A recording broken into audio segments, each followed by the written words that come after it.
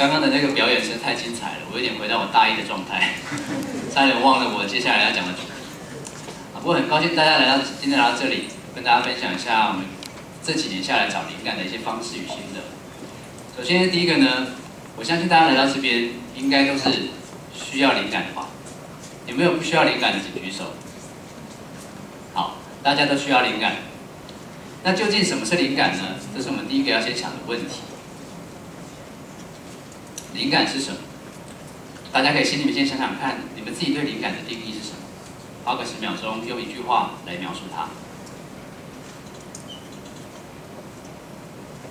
好，时间到了。接下来呢，我把大家心里面的想法做一个统整。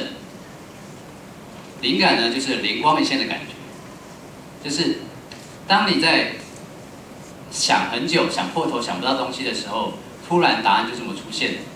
它也是没有来由的，你也不能说你做了什么什么什么之后呢，灵感就出现。它就是像这样，你好像做了很多的准备工作，就在那里不经意的时候，你发现了灵感终于出现。接下来我举几个例子，大家来想想看，是不是像我讲的那样？这2张图大家看了有没有感觉？左边那一张呢，这个人是一个知名人士，他是牛顿。大家看到那个苹果了吧？牛顿呢，就是在苹果掉下来的那个瞬间，他想到了万有引力的这个理论。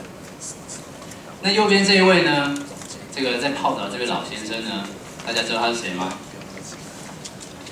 他是阿基米德。阿基米德呢是在泡澡的时候呢，他想到了浮力的理论。这2个人呢，就在这个很不经意的瞬间，也可能是我们大家彼此日常都会做的活动当中，他找到了灵感。而这个灵感，它影响了我们人类发展的很重要的关键。那像我今天演讲的内容呢，也是我在厕所里面的时候找到的。不过大家放心，内容绝对卫生啊。对我来讲，我找灵感有几个方式，有几个环境。第一个呢，就是我在骑车或者是我开车的时候；第二个呢，是我在厕所或者是浴室的时候。在这2个环境下呢，我的心情非常放松，我可以很快的找到，我可以把我刚刚绞尽脑汁想的内容做一个全部重新的组合，让大脑自己去工作。有时候呢，在那么一瞬间，他就找到灵感。但是如果今天就像这样讲就可以找到灵感的话，那是不是我给大家一个苹果，然后呢，大家没灵感的时候就拿苹果自己头上 K 一下，就可以找到灵感了？好像也不是这样。那又或者是说，给大家准备一个很漂亮、很舒适的浴缸，每天呢，大家要找灵感之前就先到浴缸里面去泡一下，让自己放松。但好像又不是这样。我相信对我们在座的每一位来讲呢，我们无论是每天泡澡，或者每天都吃一颗苹果，也还不一定能够像阿基米德或者像牛顿一样，可以提出一个这么惊人的理论，改变整个社会。那究竟差别在哪里呢？难道说今天听完这场演讲，大家真的是回去就买一打苹果，然后你今天开始做苹果沙拉，喝苹果汁，然后甚至呢，我们把苹果做成闹钟放在你床头上，啊，每天早上8点，就苹果就自动掉下来，敲你的头，这样子你会不会找到灵感呢？我想也未必吧。那我在经过整理之后呢，发现其实灵感不只是一个灵光一现的感觉，因为灵光一现的感觉是很难被掌握的。我们没有办法预期它什么时候会出现，我们能够做的就是一个准备工作，我们准备一个良好的环境跟良好的心境，让灵感可以随时出现在我们的周围。其实像刚刚讲的苹果或者是浴缸，这是我们生活当中每个人都会遇到的、都会接触到的事物。可是为什么对牛顿或者对阿基米德来讲，这一件事情可以让它产生那么大的启发跟触动呢？为什么？我把阿基米德的故事讲一次，大家想想看，当中有几个关键的要素是什么？当时呢，这个国王请人打造了一只皇冠，用黄金。那国王他灵感来的，他想说这个皇冠这么漂亮，那我要怎么样去看看工匠有没有偷工减料？可是呢，要检查工匠有没有偷工减料，就必须要把皇冠拆下来，对不对？肢解才能够测量。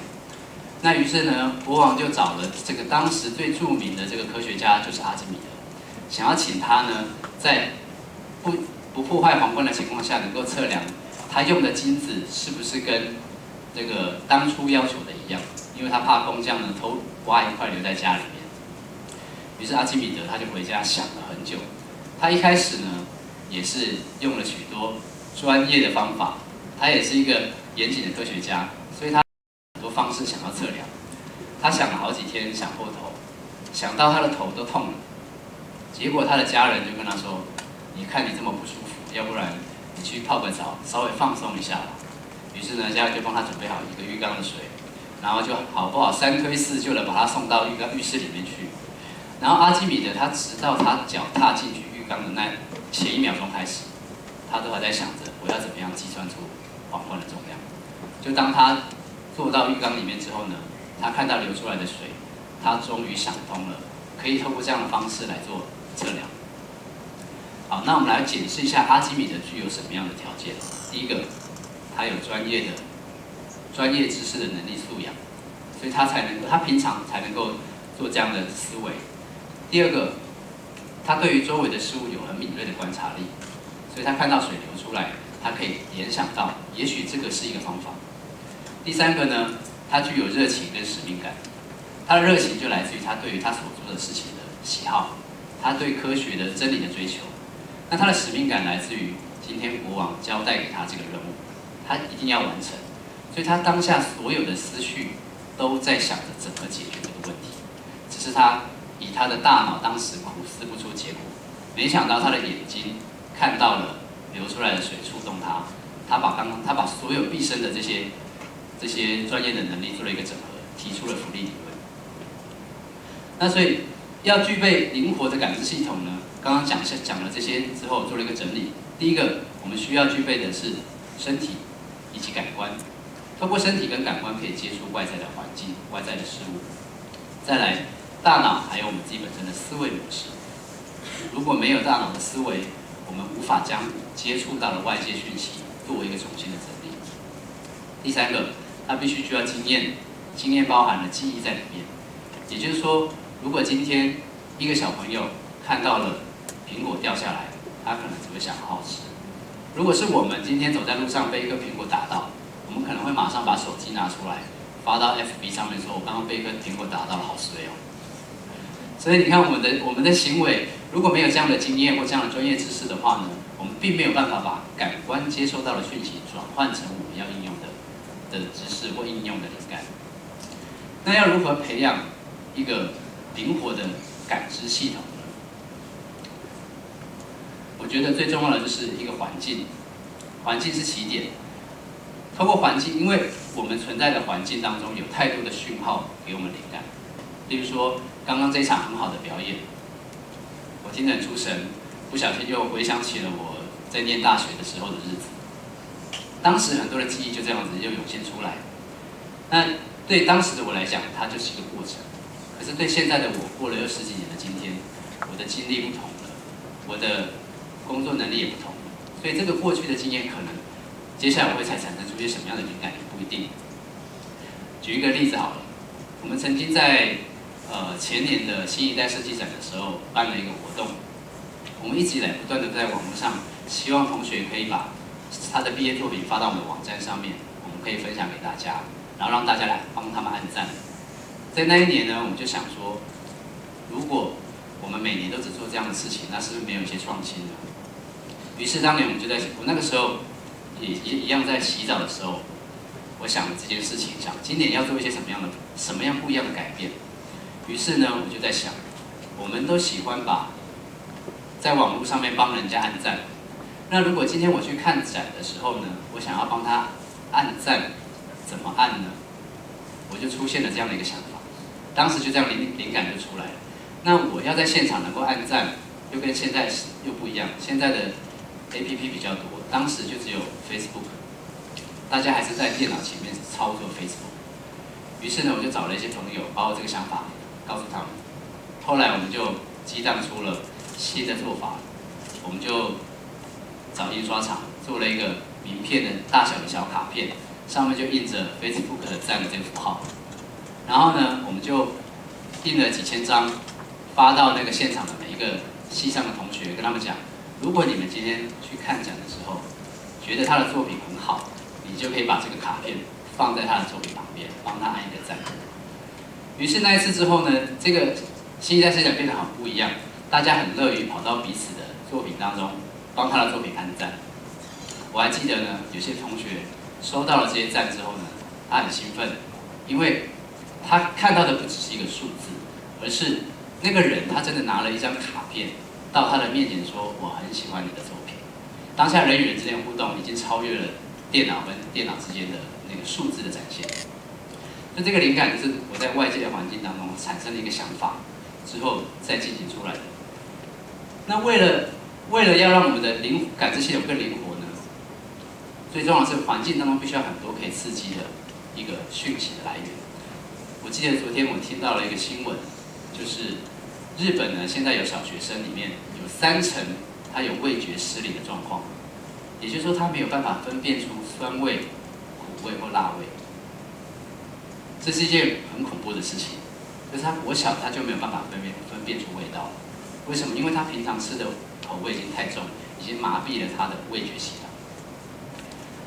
那想想看，这是一个多可怕的危机啊！就是当我们的感官失去了敏锐度之后，我们就会少了很多接收到外界讯息刺激的机会。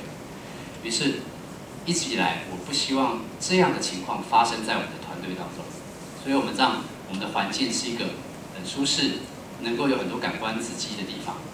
所以我们将自己的办公室变成了一个咖啡厅。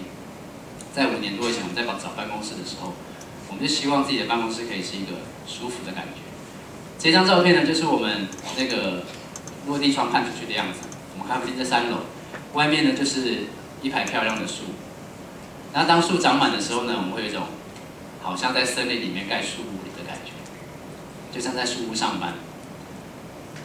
那在空间的周围呢，我们有很多的书柜，摆了各式各样的书。那我们也透过跟一些出版社合作，我们平常也会收集书。那我们现在的书大概应该有几百本吧。那我们在平常找不到灵感的时候呢，我们就会起身走一走，把这个周围的书拿来随便翻一下。有时候呢，甚至是我们要取一些咖啡餐点的名字的时候呢，我们会从书里面找一些灵感。那除了这个之外呢，在咖啡厅里面不能少的当然就是泡咖啡了。或许有些同学觉得喝咖啡就是去星巴克点一杯，或者到 7-Eleven 点一杯咖啡喝了。其实那个只有喝咖啡的最后面那一段的事情而已。喝咖啡还有很多的，前面需要很多准备的工作，你需要挑选咖啡豆、认识咖啡豆、器具，还有你必须要品尝它的味道，还有很多很多的细节，甚至呢，有些专业的品尝师，他可以透过光闻就可以分辨出这是水蜜桃的味道，或者这是樱桃的味道。他的感官可以把他大脑当中的记忆连接出来。那我们来做一个实验吧。我们来看看大家的感知系统是不是灵活的啊？大家还记得早餐吃什么吗？记得哈。那记得早餐吃什么的？还记得它的味道吗？早餐的味道，也许你们吃的是蛋饼，也许吃的是馒头。还记得它的口感吗？温度，还有它有没有连今天早上吃早餐的感觉，跟你昨天吃早餐的感觉都不一样。这当中会有很多细微的不同，这些细微的不同呢，你可以产生出很多的可能性。不过如果你只记得你今天早上吃蛋饼花了35块钱，那么我要告诉你，你正在迈向灵感危机当中啊。好，那所以在咖啡厅里面，我们还会做，除了泡咖啡之外呢，这是我们吃的午餐。我们每天呢，同事们会自己煮饭，所以我们透过不同食材的料理，去了解食材以及每一个人的口味的喜好，我们来准备每个人的午餐。那除了这个之外呢，我们也做了一项，我们平常也会插花。我们公司是很有趣的，就是我们除了平常工作事务之外，我们会增加很多的生活的一些细节。这个插花我也会插了，就是我们男生女生都会插，没有说只有女生才能插花的。那我跟大家分享是，插花跟泡咖啡也是，它料理它都有一个同样的特性，就是你必须先透过你的感官去接触食材、花材或者咖啡，你必须要先了解你拿到的是什么东西，然后接着再透过你的大脑跟你的思维系统和你的美感、美学经验，去把它呈现出你想要的样子。所以它是一个感官跟经验的一个很好的连接。那除了这个之外呢，我们把自己做的事情，我们还会再分享给更多的人。因为同样的，我自己泡咖啡只有我自己喝，如果我分享给更多的人来做的话，同样的一件事情可以产生出很多不同的交流和激荡。这也是为什么我们办公室把它变成像一个咖啡厅，也对外开放的一个原因。因为我们希望能够除了我们自己在里面进行不同事物的交流、不同事物的激荡之外呢，我们还能够跟外来的人做更多的交流。有时候呢，我们甚至会看到某一个客人很顺眼，然后帮我们在煮晚餐，我们就会邀请他说：“哎，你是不是有荣幸邀请你一起来跟我们吃晚餐？”那有时候我们就因为透过这样，就晚餐的聚会又认识了很多朋友。那除了这个，灵活的感知系统，刚刚讲是外在的环境，外在的环境有很多很多可能的刺激，可是就像是一块海绵一样，今天如果你把海绵放到水里面，它会吸水，可是如果你这块海绵已经僵化了，已经没办法吸水了，就算你放到水里面，它还是没办法吸得透彻。所以接下来要做的是，当我们有了充足的环境的刺激之后呢，我们必须要建立是我们内在的灵感接收的能力，也就是这个灵感方程式当中提到的这7点：感触、感受、感觉、感想、感动、感谢以及感恩。首先第一个我们要做的是，必须把我们的感官打开。我们生下来就拥有了眼睛、耳朵、鼻子、嘴巴，还有身体。我们这些功能没有好好的利用，它就太可惜。当我们一打开之后呢，我们就可以接触到很多外在的讯号。接着，用心的感受你周围人事物带给你的细节。当你这些细节都会有各自的故事，每个故事背后都会有很多启发。所以接着你要去觉察，当你接收到这些讯号之后，你带来的波动，也许有时候是情感面的，有时候是知识面。再接下来，让这些波动在你的大脑当中产生一些新的想法，你就会有一些所谓的感想出来。那当进入到感想的这个阶段的时候，你的大脑就在运作，大脑就会把你内在的记忆跟经验再带出来。当你产生足够的想法之后，千万不要就此停止，你需要产生行动，因为行动才能够将刚刚前面这些东西再做一个重整、展现出来。所以你要做感动自己、感动别人的事情。再来，因为要完成一件事情，你需要透过很多人的协助才能完成。例如说，今天的年会也是需要很多人的完成，所以需要对很多人抱着一颗感谢的心，感谢的态度。最后呢，你需要对一切事物抱着一颗感恩的心，因为所有的一切出现并非偶然，能够帮助我们找到灵感，能够帮助我们完成事情，它都是有它背后的奇迹在。所以最后呢，我用一句话来跟大家做分享。希望大家用着这一颗感恩的心，用心生活，活在当下，灵感就在各位的周围。谢谢大家。